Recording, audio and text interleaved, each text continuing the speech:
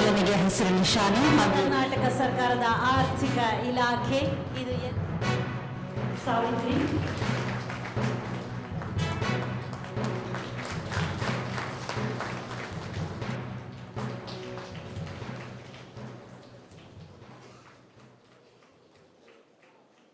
Bus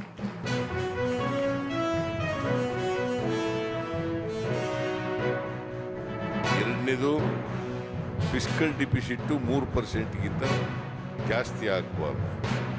ಆಮೇಲೆ liability ಸಾಲ GSDPಯ 25% ಒಳಗಡೆ ಇರಬೇಕು ಅಂತ ಹೇಳ್ತಾರೆ. ನಾವು ಈ ರೆವಿನ್ಯೂ ಸರ್ಪ್ಲಸ್ ಮಾಡೋಕ್ಕಾಗಿಲ್ಲ, ನಿಜ ಹೇಳಬೇಕು ಅಂತಂದರೆ, ಬಿಕಾಸ್ ಆಫ್ ಗ್ಯಾರಂಟಿ ಯೋಜನೆ ಮಾಡೋಕ್ಕಾಗಿಲ್ಲ. ನಾವು ಏನು ಶಿಫಾರಸು ಮಾಡಿದ್ರು ಅದರಲ್ಲಿ ಯಾವುದೇ ಯಥಾವತ್ತಾಗಿ ಜಾರಿ ಕೊಟ್ಟಿದ್ದೀವಿ. ಏನು ಚೌಕಾಸಿ ಮಾಡೇ ಇಲ್ಲ, ನಾವು ಎಲ್ಲನೂ ಕೊಟ್ಬಿಟ್ಟಿದ್ದೀವಿ. ಸರ್ಕಾರಿ ನೌಕರಿಗೆ ಏನೇನು ಕೊಡಬೇಕು ಎಲ್ಲನೂ ಕೂಡ ಕೊಟ್ಟಿದ್ದೀವಿ.